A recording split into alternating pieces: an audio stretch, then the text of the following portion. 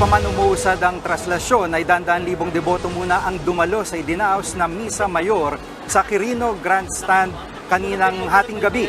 At ang ilan sa kanila ay galing pa sa iba't ibang mga probinsya at nagpaumaga para makasama lamang sa prosesyon.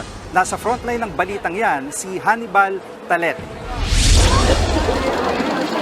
Bago pa man maghating gabi, nagsimula ng mapuno ng mga deboto ang kahabaan ng Roxas Boulevard papasok sa Quirino Grandstand kung nasaan ang pahalik sa Nazareno bago magtraslasyon. Ang mga kalye sa paligid ng grandstand, maagang isinara sa mga motorista. Pagpatak ng eksakto alas 12 ng hating gabi, nag-umpisa na ang Misa Mayor, hudyat ng pagsisimula ng pista. Mahigit 200,000 deboto ang nakiisa sa misa na pinangunahan ni Manila Archbishop Jose Cardinal Advincula. Sa homily, pinaalala niya sa mga deboto na walang karanasan ang tao na hindi nakikita at nauunawaan ng poong Jesus Nazareno.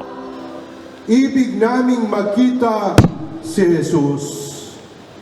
Juan 12:21. Ito ang sigaw ng mga puso natin ngayon. Ibig nating lahat na makita si Jesus. Pagnilayan natin ang tatlong aral. Makita si Jesus. Makita ni Jesus. At maipakita si Jesus. Kanya-kanya namang diskarte sa mahihigaan ang mga debotong nagsimba. Ang pamilya ni Micaela, may kasamang mga bata kaya nagbitbit sila ng tent. Tradisyon na raw nilang dumalo sa Misa Mayor. Pero ngayong taon, hindi na nakasama sa pahalik ang lolo niya na pumanaw na. Kahit wala siya, ipagpapatuloy pa din namin yung devotion namin. Pagkatapos ng misa, tuloy ang pahalik at vigil sa grandstand kahit umulan. Ang ibang deboto galing pa sa iba't ibang probinsya. Kaya naglatag na lang ng plastik at karton para may mahigaan habang naghihintay ng prosesyon. Pagpatak ng pasadong alas 4, binuksan na ang nakatakip na bagong disalaming andas ng puon. Eksakto alas 4:45 ng umaga naman nang umandar ang traslasyon.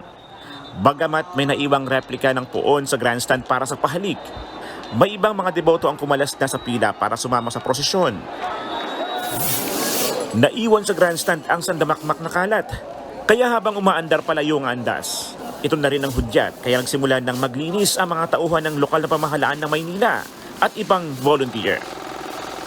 Nagbabalita mula sa frontline, Hannibal Talete, News 5.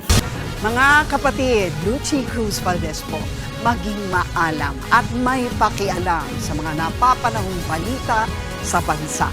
Tumutok at mag-subscribe sa News 5 social media pages.